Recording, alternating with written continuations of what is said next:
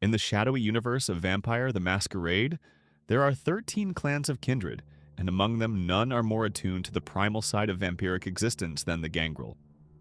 They're often called the Clan of the Beast, a name that speaks to their feral nature. These vampires are masters of animalism, fortitude, and protean, so they can command animals, shrug off harm, and even transform their bodies into bestial shapes. They were one of the clans that founded the Camarilla, yet their independent streak meant that, by the end of the 20th century, most of them had severed ties with that sect and struck out on their own. To understand the Gangrel, you have to start with their mythology. Every clan claims descent from an antediluvian, and for the Gangrel, that progenitor is a figure known as Ennoia. She's also called the Tiger Queen, Mother Itigan, and simply Gangrel, depending on who is telling the tale. Legends say she was a daughter of Lilith who was embraced long before the biblical flood. Some stories insist she was the child of Lilith and Adam. Others suggest she was sired by early kindred like Enoch or Dracian. Her brood included mythic heroes such as Odin and Gilgamesh, and several ancient vampires who became revered as Methuselahs. Because Gangrel culture is built on oral tradition, their origin myths often contradict each other. In one story, a hunter named Lord Ashton recounts that Ennoia was abandoned by Lilith and raised by wolves. She took the pack's leader as a mate, and their offspring became the ancestors of the lupines, the werewolves. Eventually, she wandered to the first city of Enoch, where she was embraced and became the first of her clan. Another version, passed down by those who follow the road of the beast, casts Ennoia as Cain's lover in the first city. Disgusted by the decadence and indifference of the other antediluvians to the beast within them, she left civilization behind to live in the wild and wrestle with her own inner monster.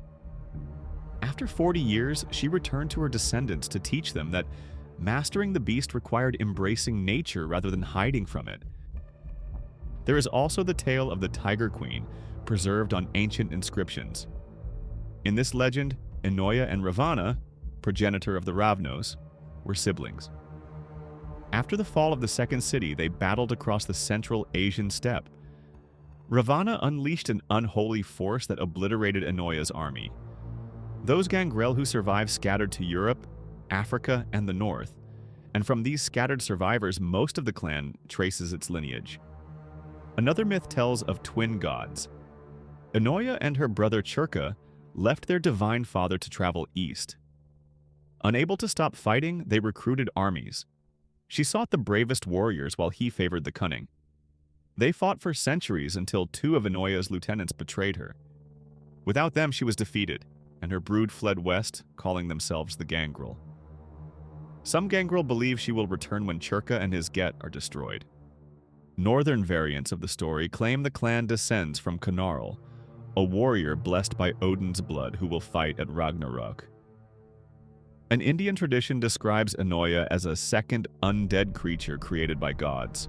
Cursed to dwell among beasts and marked with animal features, she hated the Ravnos for showing the resolve she lacked. Despite these differing accounts, certain themes repeat. Ennoia valued survival above power.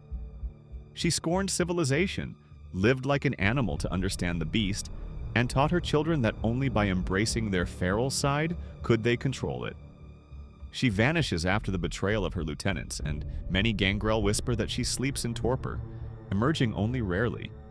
Some apocalyptic tales claim she will fuse with the earth itself at the end of the world. The early history of the clan reflects these myths. The first Gangrel were wanderers who moved with nomadic tribes and slept in the earth to avoid the sun. They shunned cities and stalked forests, feeding on rural folk who feared them as spirits. A few ventured into Rome or Gaul to prey on young vampires, but they stayed at the margins of empires. They fought on both sides of the Punic Wars, though most aligned with the Ventru. In Scandinavia, a Gangrel Methuselah known as Odin the All-High ruled as a god and only embraced those who proved themselves by raiding and war. During the Dark Ages, the northwestern Gangrel became explorers. Their highborn peers considered them part of the low clans, but they traveled far and wide. As paganism declined and cities grew, many Gangrel, already marked by their animal features, haunted the countryside and preyed on travelers. They joined the Simishi against the fledgling Tremere in the Omen War. In the Middle East, they were known as the Washin and roamed deserts and wastelands. Some of these Islamic Gangrel embraced settled life and became the Taifa, integrating into cities under the Ashura.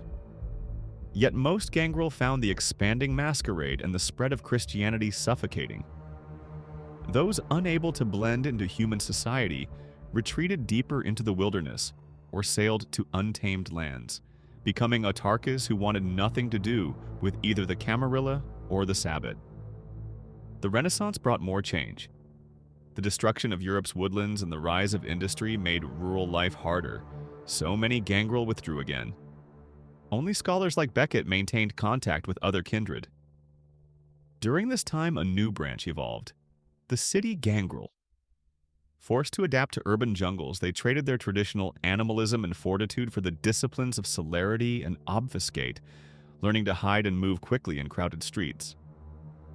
Their rural kin, later called country Gangrel, kept their old ways and disciplines. By the 19th and 20th centuries, the clan's independence set them apart. They remained part of the Camarilla, but were never comfortable within it. In the final nights, a Sabbat invasion on the United States East Coast brought matters to a head. Xavier, the Gangrel Justicar, stormed into the Camarilla's inner circle, spoke a single sentence, and departed. Within a month, most of the clan followed his example and left the sect. Some joined the Anarch movement, others stayed independent, and a few remained with the Camarilla, but the majority went their own way. The Gangrel maintain a special relationship with the Roma, protecting them from other kindred, a duty that fuels centuries of animosity between the Gangrel and the Ravnos. Gangrel society reflects their independence. They have little formal hierarchy. Prestige is earned through rites that involve either combat or boasting. Two Gangrel might spar until one yields or exchange outrageous claims until one backs down or must prove the truth of their words. Their most important gatherings are aptly called gathers. These occasional meetings allow local and visiting Gangrel to share news, settle disputes, and decide temporary leadership. A gather may last days, but never more than a week. On very rare occasions, an elder calls a great gather with no set limit on its length. Revels and grand revels are war bands formed at gathers to hunt enemies, kindred, lupines, or anyone foolish enough to trespass on their territory. Because they have no written traditions, storytelling is everything. A Gangrel's reputation depends on his ability to enthrall an audience around a fire. Honesty matters, but embellishment is expected. Exaggerating a tale is like a cat fluffing up its fur to look more impressive. Keeping one's word is sacred. When there are no contracts, honor is the only bond. Despite their reputation for solitude, some Gangrel find the political game of the jihad entertaining, and are not above engaging in intrigue when it serves them. Even the way they create new vampires reflects their emphasis on survival. A Gangrel sire often selects a candidate while feeding. If a mortal fights back, showing grit and determination, that courage may earn them the embrace. Others are watched from afar. Those who wander at night and display cunning are marked as potential childer. Sometimes Gangrel punish enemies by embracing them and abandoning them. Regardless of how they are created, newly embraced Gangrel are left alone during their first nights. Their sire disappears, forcing them to fend for themselves. Only if they survive at least one winter will an elder appear to teach them the clan's stories, rites, and disciplines. This mentorship forges a strong bond, akin to the relationship between sire and child in other clans. Gangrel do suffer for their feral heritage. Earlier editions of the game state that each time a Gangrel succumbs to frenzy, they acquire a permanent animal feature: tufted ears, a tail, scales, feathers. After 5 such marks, one of their social attributes permanently drops. Later versions make these traits temporary, but intense frenzies can leave lasting scars. In the 5th edition, a Gangrel who frenzies might look and act like a beast for the next night, and even have difficulty forming sentences.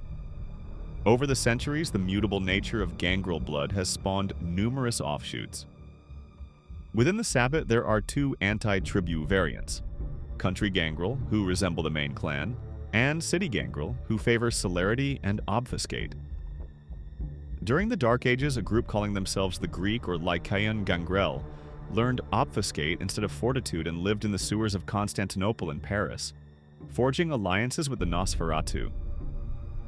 The Mariners are seafaring Gangrel introduced in later supplements. In the Middle East, the Washin and their offshoot, the Taifa, trace their lineage to a Methuselah named Zayyat. They patrol the deserts and sometimes embrace urban life. Other bloodlines like the Ahrimans, Akunanse, Anda, Leonin, and Noyad also share Gangrel ancestry but have evolved distinct customs and powers. For players and storytellers, the clan books provide invaluable insight into this wild lineage. The first edition of clan book, Gangrel, published in 1993, offered the first dedicated exploration of their history and worldview. It included a brief history of the clan's origins and its links to the Guru, described their traditions, gathers, and relationship with the Romani, introduced new Protean powers and merits, and presented 10 sample characters. 7 years later, a revised edition reflected the clan's secession from the Camarilla.